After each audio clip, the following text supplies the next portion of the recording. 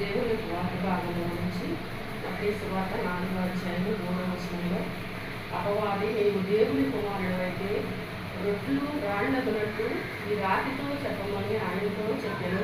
అందుకు యేసు మనుషుడు రొట్టె వలన మాత్రమే జీవించడు అని రాయబడి ఉన్నదని వారికి ప్రతిఉత్తరం ఇచ్చాను.